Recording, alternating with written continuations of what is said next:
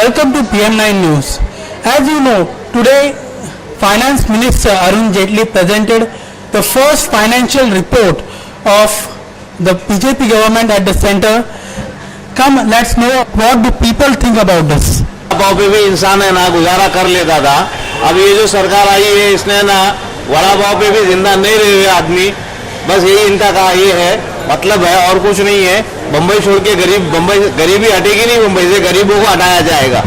ठीक है, यही बात है। I am service Kumar Yadav and जैसे कि ये सर्विस टैक्स हमारा बढ़ गया इस टाइम में रेट, तो क्या होता है कि इससे मार्केटिंग में तो आता है अच्छा खासा, हमारा देश ग्रोथ करेगा इसके लिए जो मार्केटिंग है वहाँ पे।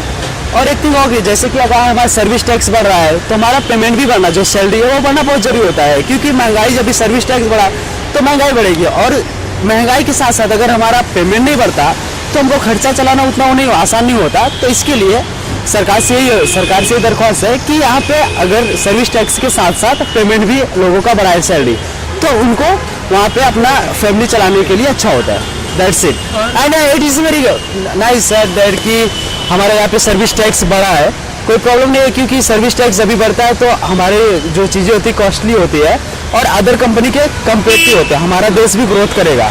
लाइक अदर कंपनी अमेरिका, दूसरी कंपनियों के जैसा हमारा देश भी ग्रोथ करेगा। तो दैट्स इट।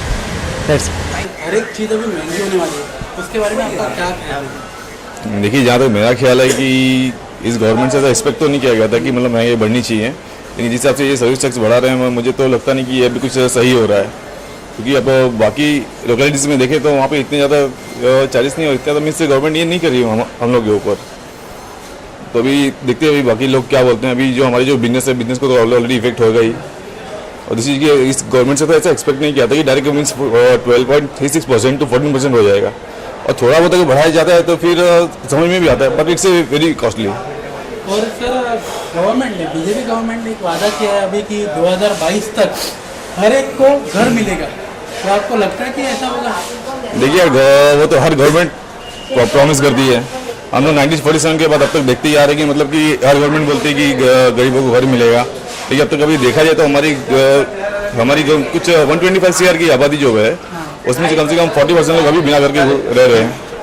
तो स्लम में रहने वाले अगर उनके लिए गवर्नमेंट की सोच नहीं रही है, मुझे लगता नहीं कि ये जितने प्रोमिस कर रही है उतने पूरे कर पाएगी। धन्यवाद सर। सर्विस टैक्स पैदा नहीं हुआ था, मनमोहन के टाइम में पैदा हुआ और 160 से भी ज़्यादा आइटम पर लगा दिया, जबकि उस सर्विस टैक्स का पब्लिक को कोई फायदा नहीं है पैसे का, और कहाँ जाता है उसका कोई रिकॉर्ड नहीं है, समझे। इसलिए गवर्नमेंट अगर थोड़ा भी कॉन्शियस है तो सारे सर्विस टैक्स को खत्म करो A to Z, क्योंकि वो अल्टीमेटली पब्लिक पे आता है, पब्लिक पेमेंट करती है।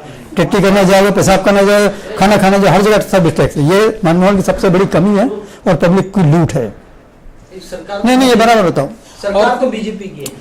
सरकार अब बीजेपी की है, तो सरकार जब इतना पब्लिक का अपने को हितैषी मानती है तो क्यों नहीं खत्म करती? 9 महीने हो गए अभी तक, क्या उसे कान बह रहे हैं, आंख अंधा है? खत्म करो। मनमोहन के टाइम में जो भी बुराइयां हुई पब्लिक के ऊपर, वो सारे टैक्स को खत्म करो। टैक्स खत्म करने के लिए नहीं करते हैं, बढ़ाते जा रहे हैं। आज़ादी से और आज तक टैक्स ही बढ़ा, इसके अलावा कुछ नहीं हुआ। पब्लिक कहाँ से पैसा देगी तुमको? टट्टी करने जाएगी, पेशाब करने जाए, खाना खाने जाए, हर जगह टैक्स देता है। ये टैक्स क्या बीमारी, जो तुम्हारा बेसिक चीजें हैं उस पर भी टैक्स है। सांस लेने के लिए टैक्स लगाओगे, पानी पीने के लिए टैक्स लगाओगे? ये कैसे बेवकूफ लोग हैं? पार्लियामेंट, अगर मुझे मौका मिले तो उनको सबको डंडा दूंगा पार्लियामेंट में खड़ा होकर के। I rise to present the budget of the Union for the year 2015-16. I present this budget in an economic environment which is far more positive than in the recent past. When other countries are facing serious challenges, India is about to take off on a faster growth trajectory once again.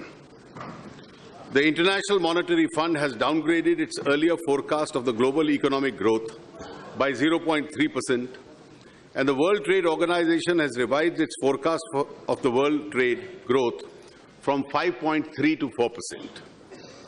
Forecasts for India, however, have either been upgraded or remained the same without downgrades. Madam Speaker, we have also embraced the states as equal partners in the process of economic growth.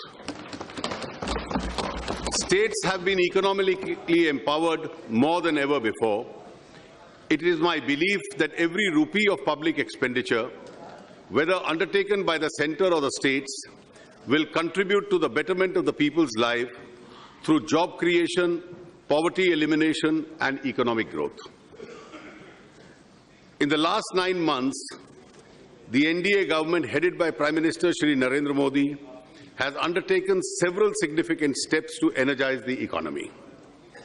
The credibility of the Indian economy has been re-established. The world is predicting that it is India's chance to fly.